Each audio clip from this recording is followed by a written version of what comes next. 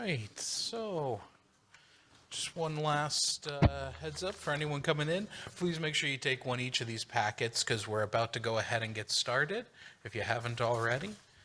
And so with that, turn this on.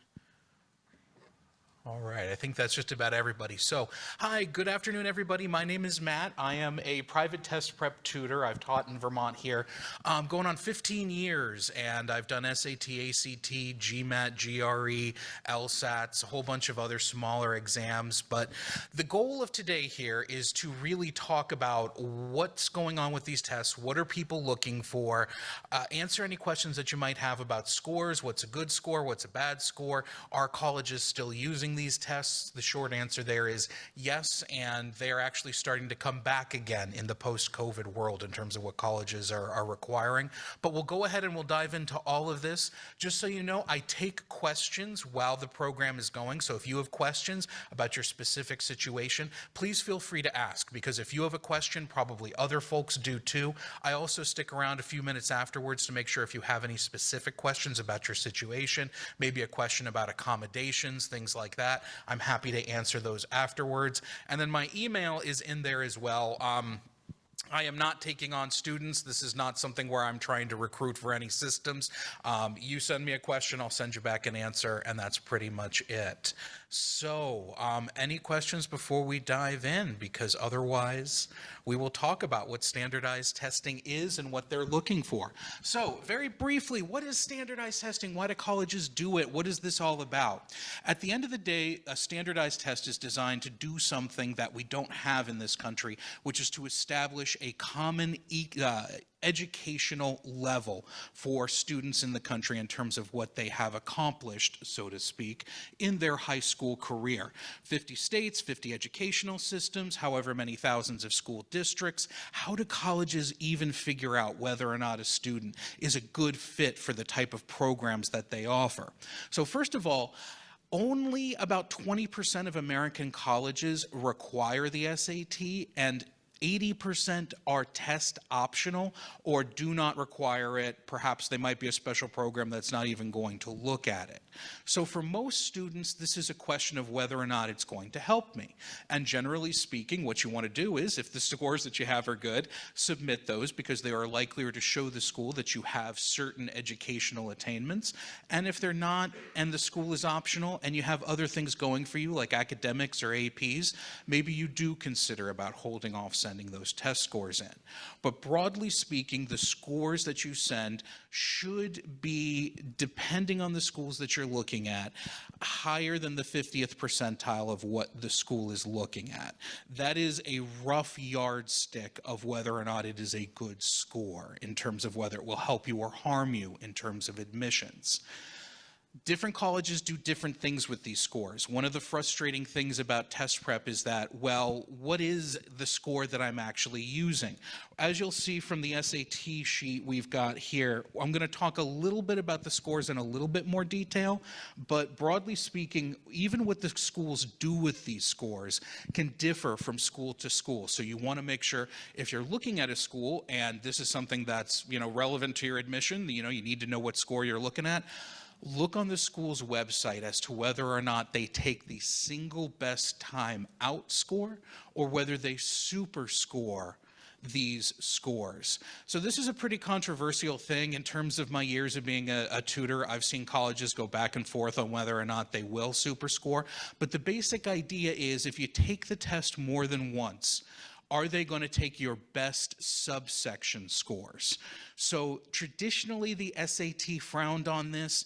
The ACT did too, but was more friendly to it. The ACT is now openly embracing super scoring. They answer the question right up on their website, like, hey, yes, you can totally super score from our tests, but that's up to the schools themselves as to whether or not they're going to do that. So SAT, as everybody probably knows, a lot of things are changing on both tests, the SAT and the ACT. This is designed for the tests as they are today. I will talk a little bit about the ACT and the changes that are coming to it down the road, but I should probably first of all ask, How many students even took the SAT today? Is anybody here coming from that? No? Okay. So today was an SAT administration. That's absolutely fine. I was really just curious to see how people are doing with the new computer-based tests. But overall, what should you even be doing? So first of all, how many students here are juniors? Perfect, perfect. Any sophomores here? Great, great. Any seniors here? Perfect. You're a little late if you're a senior, but occasionally we get some stragglers. So, excellent. This is what you want to be thinking in terms of test prep. You want this to kind of be the kickoff to it. And what you want to be doing is thinking about taking practice tests, and we'll talk a little bit about that towards the end of the lesson about where you get those practice tests, but you want to be starting that up right around now, because you want, if you're looking to a school that has a highly competitive nature, it's a school where the SAT, ACT scores matter, now's when you want to be thinking about putting up your first real score and then seeing where you have to go from there. So you would take, let's see, I've got the dates here. So we've got some SAT dates coming up pretty shortly. We've got, for example, the June test, we've got the August test, but and then ACT is going to be April 5th is the next administration of that test. So I'm going to talk a little bit about strategy a little bit differently here, because there's still some differences in terms of what's being handled in terms of how the tests are actually handed to you. What am I talking about? Of course, SAT has moved entirely to a computer. You have to take it on the new SAT Blue Book format. ACT, they still are using the old ACT format on the paper tests until next September, and then they will be moving to the same format as the ACT online tests in September and afterwards. So if that's confusing to you, it's confusing to me, and the basic idea, though, is what works best for you. Now is a critical time to be figuring out, do I do better on paper tests? Am I somebody who can work well with the online test format? Do I want to be starting with the SAT right now? I like the computers, that's perfectly fine for me. Or do I need to be hustling to make sure that I have all of my ACTs completed before the changeover to the new format because I like the old format? Or should I, in fact, be working to take my real ACT test date after the new format comes out? So a lot of questions there, and I'm sorry to have to be putting that on you. It's not really fair to be living in this era of change, because what do you guys know? This is the first time you've ever done this, and so that's why I put my email out there, to make sure that if you do have questions afterwards as you're encountering this stuff, hey, I'll answer a couple questions for you about how you're doing, because it's a weird time. Computer adaptive testing, let me talk a little bit about that. So computer adaptive testing is what both systems are moving towards. The ACT will be offering paper tests after September. They will be matched up to be the same format as the computer test, but at least you have that option if that's what works best for you. SAT is all online now. You download the Blue Book software onto your iPad, onto your laptop. This is stuff that people, for example, taking bar and medical exams have been doing for quite some time, but now they're rolling it down to the average high school student. Obviously, try this out ahead of time. Make sure that you have tested the software before you go into that room, because you can be sure if there's anything that will go wrong or can go wrong, it will go wrong. One of the big problems with all of this stuff is graphing calculators. I'm glad to say that there's a graphing calculator on the Blue Book. I'm sorry to say that, of course, now you have to buy the laptop or borrow it from school. There is a program from the SAT that will allow you to borrow a device at the test center. There is also, I put this out there, I'm a big fan of Dell refurbished computers, because they always have cheap laptops for like $200 to $300, and then they're always doing sales where everything is off another 50%. So you can get a laptop that's good enough for this stuff, and whatever else you might need for schoolwork or something like that for like $150 through Dell, if you're paying attention to those refurb sales. But That is unfortunately one thing out there, is that you want to control the technology so you're familiar with it for test day. I'm sorry, I hate to give advice that's like you need to buy something, but it is better to know what you're working with than to have stress on test day. So speaking of which, computer adaptive testing. So the whole idea behind computer adaptive testing is, if you think about a paper test, you've got all of these questions. Some of them are easy, some of them are middle, some of them are hard. Why do the students who, are at a, working at a higher level, why do they need to take the easy questions? Can't they just take the hard questions, take a handful of them and show what their level of proficiency is at? Likewise, why are you making students who aren't at that level of proficiency hit these questions, feel terrible, it destroys morale, it makes you feel like you're not succeeding even though you might have a great score. And so the idea behind computer adaptive testing is, let's get rid of all that. What we're going to do is we're going to do this. We're going to give you a question. If you get the question right, the next one's harder. If you get the question wrong, the next one's easier. What you're being presented with then are just questions which you are able to do until you hit your level of frustration, as they call it, or basically you're getting one question right, one question wrong, one question right, one question wrong. That is your level of, so to speak, performance on a computer adaptive test. So what does that mean? Two big things. First of all, you can't go back. You can't skip questions and go back to them. You have to take the question as it appears. So it makes a little bit of that kind of, figure out what you can do best first, do that, then come back to it strategy, no longer applicable. Secondly, I think they're more stressful if you're not psychologically prepared for the fact that if you're doing well, it's going to feel like you're doing terrible, because you're going to be bumping your head up against those hard questions. So if you have the idea that this is difficult, oh wow, I'm doing well, then actually they can be pretty, a little bit better feeling in terms of psychological stress. If you're hitting that and you're not aware, well, yeah, it's testing you at your level of frustration, and you're going, oh man, every other question, I'm just getting it wrong. Then it becomes very stressful, and you can get very overwhelmed, especially by the lack of control about not being able to go back to other questions. So this comes back to what I was saying before. Start with practice now.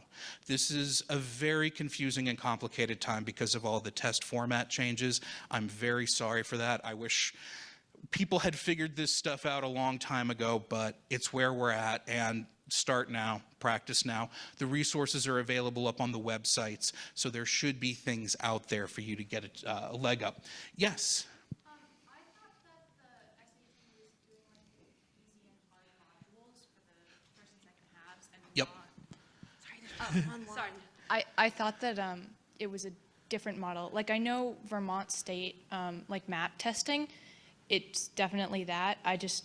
I took the PSAT and it was different. Yes, because you've got the two modules. And yes, the idea is that the first module is going to be kind of your fundamental arithmetic or easier content in terms of the reading. And then they score that for the next set that you'll get for the second module. That's going to determine what you get after that.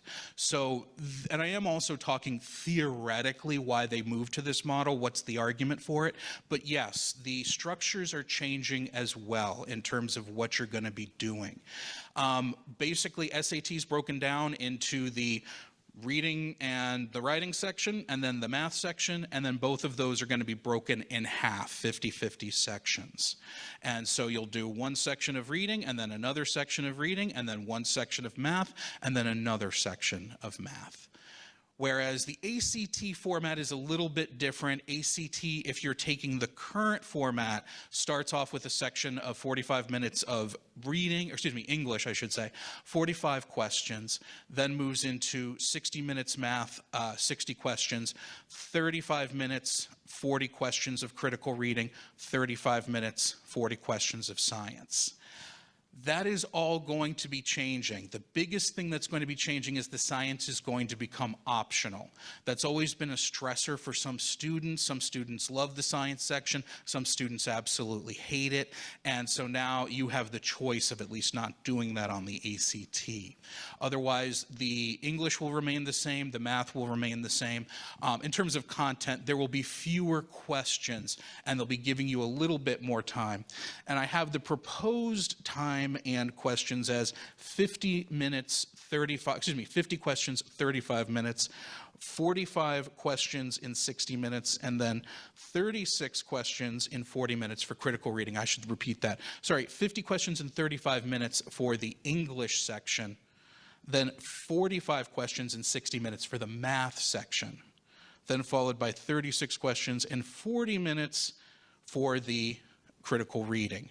And then science will be 40 questions in 40 minutes on the new ACT. So, any questions about the different formats? I am, again, apologetic that there are so many changes going on for everybody, but we will soldier on. So, in terms of guessing strategy, if you are still taking the old-fashioned writing test, this is the strategy for this. So, at the end, every section, go ahead, do the best you can. If you can eliminate more than 2 or 3 answer choices, go ahead and guess right there.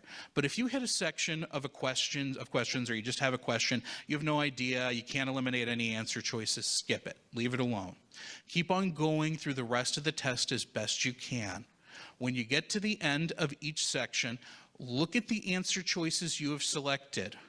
Decide which answer choice you have selected the least, guess that letter into all of the blanks.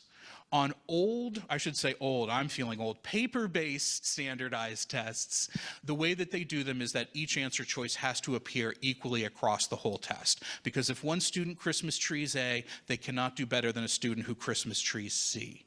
So if you are looking at your answer choices and it looks like, I don't think I've answered B very much, chances are B is overrepresented in the choices you left blank.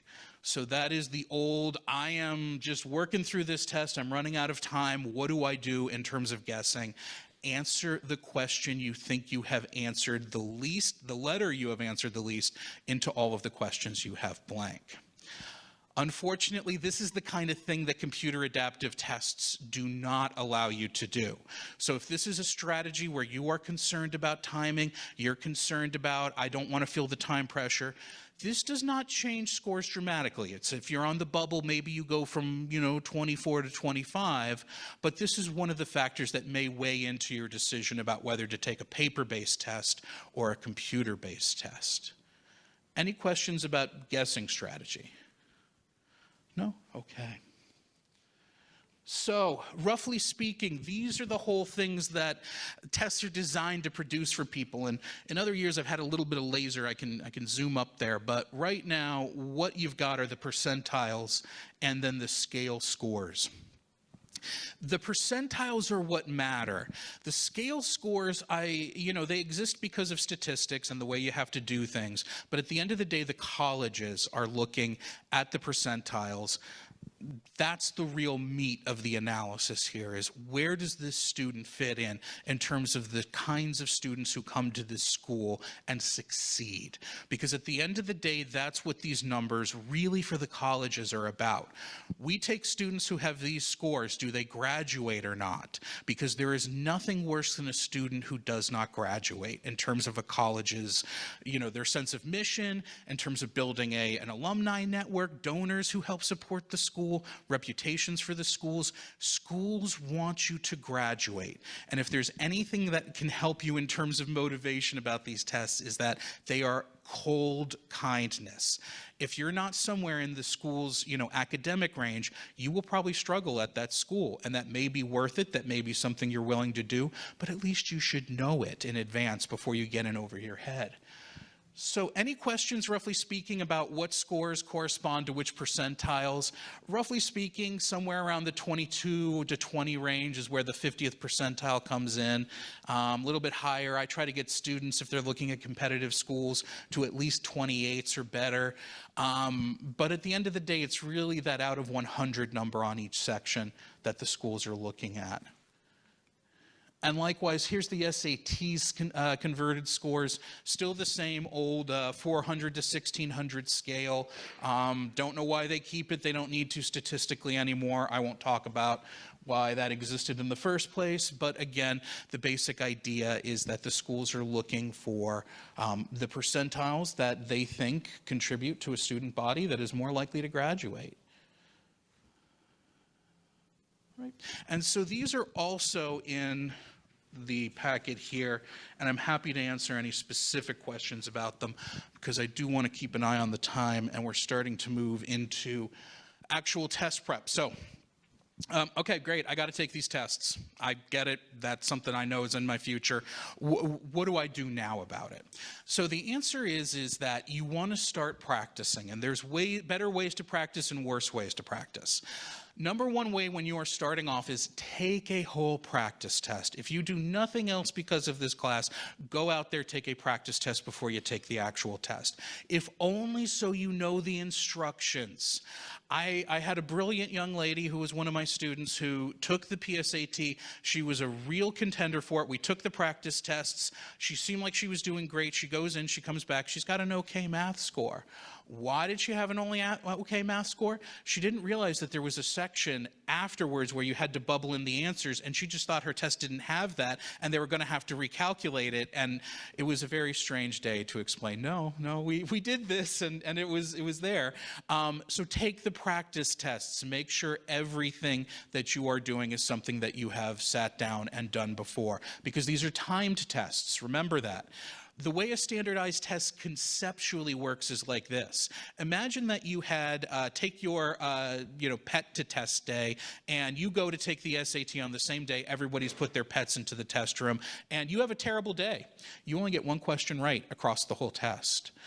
But everybody else in that room with you, so to speak, was a little cat or a dog or a frog or something, no thumbs. They did terrible. They got every question wrong.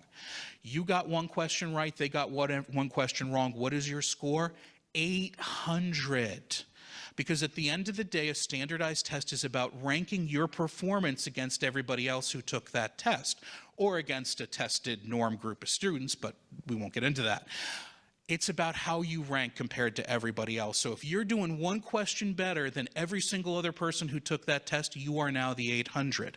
Conversely, if you go ahead and you take this test and you do phenomenal, you're doing great, but all the other students who take it are levitating the pencils with their minds sort of smart, you will have a 200 if you get every question right but one, but every single other person gets it perfect. Because again, that's what a standard means. It's about ranking you against some kind of a reference. So if you have to take time to learn the instructions and to know what to do, you're literally taking points and giving them to other students. So always take the test before you go on in. Maybe take it 2 times or 3 times just to make sure that you're familiar with it. Don't bother with the timing the first time. Just make sure you read the instructions, then work with the timing and see where you are. Generally speaking, you will improve on your scores just by taking a practice test. You will stop seeing improvement approximately after 2 to 3 practice tests. That's when you need to start getting into the actual skills underlying the test. You can only go so far if you don't know your exponent rules. You can only go so far if you don't know how to FOIL and factor quadratic equations. Those sorts of things start to become important, and that is in part why I want to make sure that I explain that the point of this formula bank here, this is basically a set of all of the formulas that you need for both tests. When you're doing math, what you should be doing is having this or something like it with you. Every time you need to check this formula bank when you're taking the test, put a mark next to that formula. If you do enough testing, if you do enough practice, you'll start to identify which formulas are giving you trouble because you'll have a whole bunch of checks next to them. This is how you can take a basic formula bank and help it to diagnose where you need to be improving on these kinds of skills. So this is not just, hey, a formula bank for reference. You should be using this when you practice. The most overrated thing is doing a lot of timed practice. You do need to sit down with a whole test and take it timed when you get started. You need to know your baseline. But that alone is not going to produce improvement. And what you really need to be doing is taking practice tests right around where you're getting about half the questions wrong. So if you're using an old test book, like maybe your older brother or sister has one of those, start about halfway through each section. That's where you're going to get that, difficulty curve starting to go up if you're looking for more advanced practice. But at the end of the day, what you should be doing after you get through those first 2 or 3 practice tests are focusing on the skills that you need rather than taking whole sets of practice tests. One thing that's really good about Khan Academy, Khan, is that they've partnered with the College Board to really try and make the content areas match what's actually on the test. That is where your mileage should be focused in terms of practice once you get through a few of these tests. So, in terms of the content on both tests are moving away from geometry, more to trigonometry, and more to functions, things that you're doing on graphing. We're kind of moving away from the old, America factory. We have carpenters and measurements and angles and degrees, and more into how do you give an instruction mathematically in the form of a function, and how do you derive information out of that function.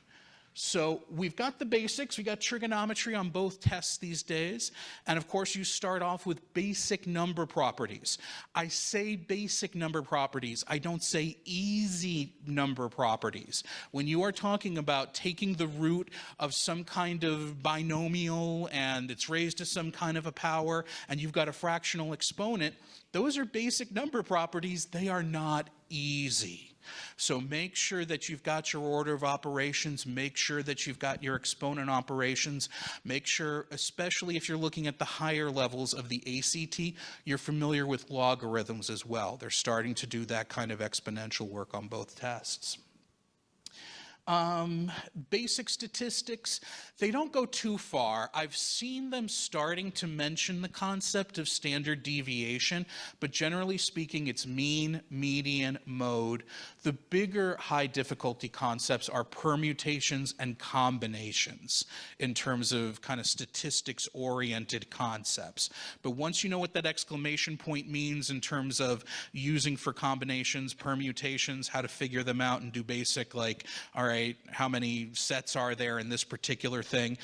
Your calculators should have the functions pre-programmed in. I'm seeing a lot of quizzical faces. I apologize. I'm getting a little into the weeds. But that's the kind of high difficulty statistical concept, and I'll leave it out there for you guys to practice on Khan Academy. The SAT also includes free response questions. So you may have seen those. Those are the ones that have the little boxes and you have to type in an actual number. One thing to know about them, their answers are always positive. If you've got a negative answer on one of those, you've made a mistake somewhere along the way. So just so you know. I have heard that on the free response answers, the even numbers appear twice as frequently as odd numbers as answers. I don't know, that's an urban legend, but I do put that out there that I have heard even numbers show up more frequently than odd numbers. Any questions about the math? No? Moving on to critical reading. Critical reading on both tests is shorter than it used to be, or at least it will be on the new ACT. They're shortening to match the SAT. But the basic categories are the same. Prose fiction, social sciences, humanities, natural sciences. So prose fiction, that's something from a short story, something from a novel. What are these passages focused on? Characters. How do authors create characters and give them different personalities? It can be as much as pay attention to the adjectives, pay attention to the characterization words. Somebody is mean, aggrieved, they are furious, they are elegant, they have all of these terms that they are using specifically to create an image of a person in your mind. That is the key distinguishing feature of what a prose fiction passage is about. They're not long enough to talk much about plot. They might ask you some detail questions. What did this character say was preventing them from succeeding in life? But overwhelmingly, it's going to be about how do authors create distinct characters with different motivations, different attitudes, different opinions. Again, length is too short for questions about plot. They're not going to ask you about things like what's a simile or, how is this analogy being used. They might ask you that question in more simple terms. Is there a compare, or what does the author compare this thing to? Okay, that's a simile or analogy, but it's not going to be phrased in the technical terminology of alliteration or apostrophe or things like that. Social science. Social science are about experts, particularly experts about human beings. How do they either describe human characteristics, things like, how humans have cities or, universities in their history, or how do they argue with other experts? How do social scientists say other social scientists? How does a historian say another historian is wrong? How does a psychologist say another psychologist is wrong?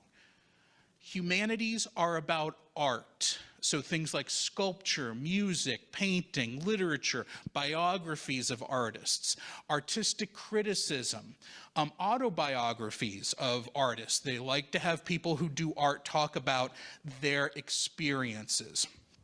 What do they like to talk about? Inspirations and attitudes. A very common topic on humanities passage are talking about younger artists, what they created, how they created it, what influenced them, and then later artists. Why do they like this? Because it lets them take a true statement, ascribe it to the same person, and yet still create an incorrect answer because it's talking about the young artist versus the old artist. Remember, every incorrect answer on this test is specifically constructed. They don't create these wrong answers by accident. If you're going to get every question wrong on this test, you have to actually be able to get every question right because you have to know you're putting down the wrong answer. So remember that because they do specific things to create the wrong answers, and the number one thing that they do on any of these critical reading sections, take information and ascribe it to the wrong thing. This thing happens to the wrong person. This person believes the wrong thing. That's what will make that answer choice incorrect. Natural science, again, it's either explaining something about the natural world, something about volcanoes or hurricanes or ant nests or, something about meteorology, why this air current goes this way, or they will talk about scientists disagreeing with scientists, either a straightforward explanation of some phenomenon or an expert disagreeing with another expert. Any questions? Okay, moving right along. So, in terms of the passages, this is getting a little different now that we are moving on to computer-based texts. And there are highlighting features. This is one where I really do feel students kind of need to start exploring a little on their own. I have always been a very pro-tactile sort of person. Like, if students need to underline sections, underline them, circle, put your finger on the paper. Make sure that you are trying to digest that passage tactily with your, actual markings and physical gestures, because there's a lot there. And you need to try and digest some of it as quickly as you can. So the number one thing I get asked, questions first or passage first, in terms of attacking standardized test questions. And the answer is always passage first. But do not get bogged down in trying to memorize the whole thing. Beginnings and endings are the most important parts. I've had students do very well, students who struggle with reading, just by underlining the first line and a half of each paragraph and the last line. Why? Because that's where generally the most important information is located. These are students who are struggling against time. This helps them chunk information to come back and answer later. I know where to look now. This is not an impenetrable mess of words. I've got a few guide points. I think this shows up here. It helps break down the text. So, read the passage first, not trying to memorize everything, not trying to understand everything. In the prose fiction passages, try to make sure you notice where each character shows up. That's the biggest thing for prose fiction. With the other ones, it's generally information presented at the beginning of each paragraph or at the end of each paragraph. I don't like to say thesis statements because sometimes they get a little clever with how they put these paragraphs together, and they'll have an introductory paragraph. So if I say, well, the thesis is in the first paragraph, it's not always true. But generally speaking, when you do get to that important information, it's going to show up at the beginning of that paragraph, after the introductory little hook paragraph, or it'll show up at the end of that second paragraph. So try to highlight things, underline keywords that jump out to you as being important, main idea sort of stuff, if any. Then indicate conflict. So this is what, as we were talking about with the prose fiction passages, the natural sciences, the humanities, the Social sciences, one of the key things are experts disagreeing with each other. When somebody says, but Darwin was mistaken. Einstein never considered. Niels Bohr never said this. Those are terms that indicate conflict. They love to use those for high difficulty questions because they love to say, this person argues this, and it's the wrong person. And they've intentionally constructed that because you'll remember the argument, but you need to be careful, and that's how they'll put those hard questions together. So try whenever possible to answer the question yourself before you look at the answer choices. Like I said, they create these to look tempting. If you have an anchor, just some idea of what you're looking for, it will dramatically cut down your suggestibility to those carefully constructed wrong answer choices. So try to answer on your own before you take a look at the answer choices. And on the SAT, this is... I should probably just take this out because with the new paired questions, with the new computer format, you can't go back. But one of the test format questions is, where is the evidence for this question located? And so I think as of this morning, this is all gone. So I apologize for putting that in there. You could ignore that last piece. Love it, love it. Very good. So multiple choice English. So one of the things that I have seen out there that I think is one of the hidden rules of the way they write these tests that is completely unfair is that they have all of these questions which give you an underlined section of text. And then they give you either A, that section rewritten again, meaning that it's correct as written, and then 3 revisions of it. And you have to pick which of those is the correct revision. What you want is the most correct, concise, and relevant. Correct is pretty straightforward, no grammar errors. Make sure your answer choice has no grammar errors. Relevant just means it doesn't change the meaning of the sentence. It's almost never an issue, but once in a blue moon, a grammar revision will change the meaning of the sentence. Don't do that. Maybe 1 or 2 questions on the test. Concise is the secret killer here. If 2 answer choices appear correct grammatically, always pick the shorter one.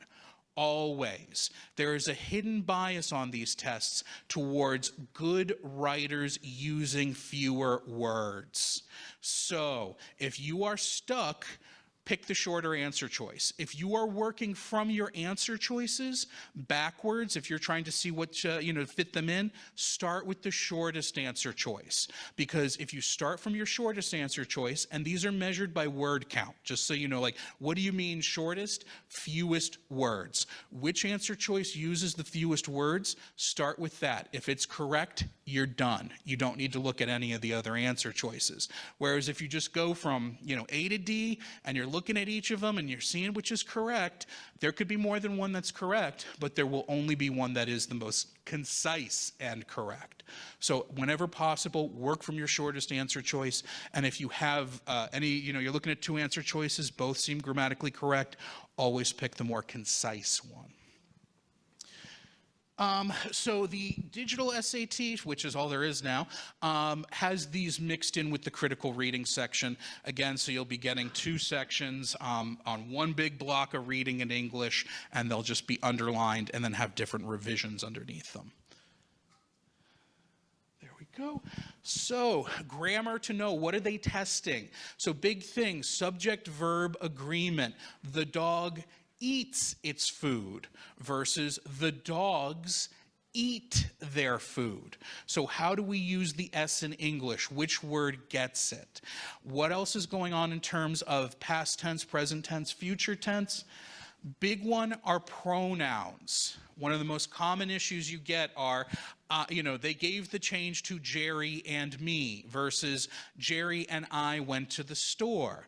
What's the pronoun usage that's being there? And I can't believe I actually need to think about saying this. When I'm talking pronouns, it has nothing to do with anything in any of the news or the culture wars these days. I just mean, do you use they went to the store, T-H-E-Y versus they went to the T-H-A-Y-R-E. Anyway, weird days. So pronouns in terms of John and I went to the store versus they gave the change to John and me. Remember, it's not about, there's some people who are like, oh, it's always John and I. It's just the same as it is normally. If you would say, I go to the store, then it's John and I go to the store. They gave the tickets to Mary and me because they would give the tickets to me. So those kinds of issues in terms of pronouns, who versus whom is a very common one. Who starts a sentence, whom ends it. Because in English, we're a subject-verb-object language, SVO. Something does something to something else. Our pronouns have that same structure. I go to the movies. He goes to the movies. She goes to the movies. They go to the movies. And then there's the objective case. They give the tickets to me. They give the baseball to her. They give the change to them. Those are the end of the sentence pronouns. After that, we've got basic punctuation, so commas, apostrophes, semicolons, dashes, and full colons. Those are the marks that they use. So commas, apostrophes, full colons, semicolons, and the dashes, also called, those are not ellipses. What do they call those? Hyphens, there we go. There, had a moment there. So hyphens or dashes. So to repeat, commas, apostrophes, semicolons, full colons, dashes, or hyphens. Those are the 5 marks of punctuation that they test on this. And then after that, just general conventional usage, further versus farther, those types of words. So, because remember in English, we always have the countable versus uncountable nouns. We are further along in our studies of the SAT than when we started. Why are we further along? Because we use further for things that can't be counted. Whereas we are not farther along in our studies because we can't measure how far we have come. It is just one of those things in terms of learning. Very good. So SAT essay is gone permanently. ACT essay is what is left. I wanted to take a few minutes and just talk about this before rolling into the science section. So the basic idea on the ACT essay is that they're going to give you 3 positions. First of all, this is optional. You do not have to take it. However, it can be a great opportunity for you to demonstrate the ability to write a quick essay, which, remember, that's one of the big things about college, is that you're going to be writing essays in about 9 months from when you take these tests, if you take them, maybe a little bit longer, maybe 12 months. But if you take this in the fall of your senior year, in 12 months, you're going to be writing college essays in response to end of semester tests. So they want to know, can you write a basic essay? That's what this is about. It's not about what you know. It's not about walking in there with a big head full of knowledge. It's about, okay, I see these 3 positions. I'm going to pick one of them. I'm going to say it's correct. I'm going to argue against the other 2 positions, and I know how to structure this as an introduction where I summarize the positions. Maybe I can come up with a hook in time, and then I give my own position, which are the positions I am taking and defending. Then I'm going to give body paragraphs where I make up the evidence. You do not need to tell the truth on these essays. That's not what these essay tests are about. You can completely make up the facts and evidence because this is a composition exam. They want to know, do you know how to put this together if you actually had this knowledge? If you had actually taken this class and you knew something about this topic, would you know how to put that information on the page in an organized way? So you can make up quotes, you can make up statistics, you can make up whatever. The issue on the essay exam is not knowledge. It is demonstrating writing skills. I know how to have an introductory paragraph. I know how to set up a body paragraph where I give the subthesis. We are doing this because of this reason, ... Second paragraph, we are doing this for this other reason, ... You can anticipate arguments to your own position and write rebuttals to them, and then you know how to conclude the essay with some kind of wrap-up, showing that the essay is over. You do want to write as much as you possibly can on all of these tests. It is one of the worst grimace statistics in terms of this test prep world, is that length is the #1 criteria by which they give you your score. And the test graders will be pretty open about it, because they'll say, yeah, I mean, if two students hand in essays once, twice the length of the other, we would assume that generally, unless that's all, random nonsense, that the student who handed in the essay twice as long probably had more developed writing skills. So they're very open about that, so you want to produce as much text as you possibly can on these essays. Finally, science section. The science section is actually a really interesting section because it's not about scientific knowledge that you have in your head walking in. It is about your ability to understand the scientific method, identify why scientists set up experiments the way that they did. That is, what are they trying to figure out in this particular trial run? What are they controlling for? What are they varying in each of these trials? So it's scientific method, it is data analysis. Can you pull information from a table or a chart? And some of these charts are very out there. They'll give you things from radio electronics that have very strange arc-shaped diagrams. So they're trying to see your ability to pull information from charts, tables, graphs. Diagrams are very common. They'll show mechanical or electrical devices. They'll show circuits and ask you, okay, so if I change this thing about this circuit, what's going to happen at the other end? What's going to come out there? Is it going to be a light that switches on or a light that's dark? So can you understand diagrams, charts, data? And then can you understand conflicting scientific viewpoints? 2 authors, 3 authors, 4 authors are going to offer conflicting interpretations of a phenomenon. Can you understand who says what and why they are saying it? So it's really a critical reading, critical thinking exercise, less than anything in terms of, okay, I took chemistry and now I'm ready to take this test. There will be maybe 1 or 2 background knowledge questions. They're pretty simple. They're things like, is a bat a bird, a reptile, a mammal, or a protozoan? And pretty straightforward. They're bats or mammals. They got the little fur and all of that stuff. And that's about the level of the background knowledge that you need to have. It is really much more about how are you at reading charts, how are you at understanding experiments, how are you at understanding conflicting arguments and why people have the positions that they have.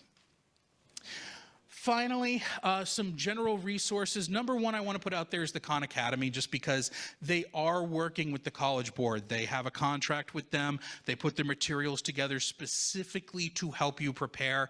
There's been a sea change very quietly. For decades, the College Board said these tests are what they are. You cannot practice. You cannot improve on them. Yes, your score will go up a little after taking a practice test, but you cannot really prepare for them. That is gone as of about 3 years ago. They've openly embraced test prep, and they've said, look, it's out there. Students who, are lucky enough to have parents with financial resources are taking advantage of this stuff. The horse is out of the barn. Let's work with Khan Academy to try and put more resources in students' hands, and that way we're leveling the playing field in terms of access now. So I've got that kind of in the middle there. That's because it's been around for a very, very long time in terms of being available to help my students, and it's only gotten better, but that would actually be my first thing. Blue Book has changed a little bit. That's why I'm talking about Khan Academy, because they've moved all of their materials to the Khan Academy website. Blue Book is now the actual test software that you use. I still want you to download it, though. That's why I leave it there, to kind of encourage you to make sure you know it. And then, of course, the ACT has got the Red Book. That's been around. They keep on updating it, but the Red Book is a big set of books you can find in your college guidance counselor's office. Also, you can order it off the internet. You can get it at Amazon and Barnes & Noble. And then finally, these are really more for vocabulary building, a little bit older, but still one of the biggest things about vocabulary is that if you're starting now, this is a hidden critical reading thing I should probably talk a little bit more about, but we'll wrap up on. In critical reading, you have to have a significant vocabulary to be able to understand what you are reading at the level they are looking for on the SAT and the ACT. If you do not understand at least 80% of the words on the page, you will not be able to answer the questions. If you do not understand 90% of the words on the page, you will either have to sacrifice time or accuracy to be able to use the general context clue inference methods to understand the text. Start on vocabulary now. It's something that builds up over time and it will help you in the long run. And that's why I leave those up there after all of these years, because vocabulary is the hidden secret to the critical reading section. Otherwise, I'm happy to answer any questions. We're just about at time. I see people hanging out there. Yes, we are out of time. Okay, so I will, if you have questions, I'm happy to answer them out in the hall. Otherwise, feel free to email me. And thank you, everybody.